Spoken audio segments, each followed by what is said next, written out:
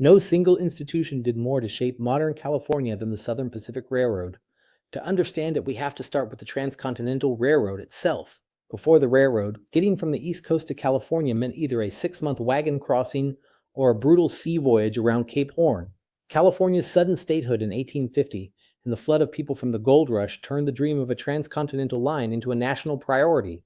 But Congress was stuck for most of the 1850s, deadlocked over whether the route should run through the North or the South, a fight that mirrored the larger struggle over slavery. The deadlock broke only when the Southern states seceded in 1861, removing the bloc that wanted a Southern route. President Abraham Lincoln, who had been a railroad lawyer himself, moved fast.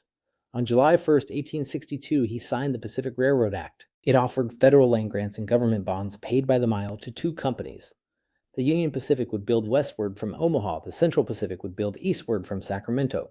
The route through the Sierra Nevada came from a brilliant and obsessive engineer named Theodore Judah, who identified a workable passage through Donner Pass. Tragically, Judah died of yellow fever in 1863, before construction really got going. He never saw the project he had devoted his life to. Control of the Central Pacific fell to four Sacramento businessmen who would dominate California for 30 years, the men known as the Big Four. Collis Huntington was the financier and Washington lobbyist. Mark Hopkins kept the books. Charles Crocker ran construction. And Leland Stanford, a grocer who became governor in 1861, provided political cover. These four perfected a technique of self-enrichment that was audacious even by Gilded Age standards. They awarded the railroad's construction contracts to a company they themselves secretly owned, capturing the construction profits on top of the railroad profits. It was the same kind of self-dealing behind the notorious Credit Mobilier scandal of the 1870s.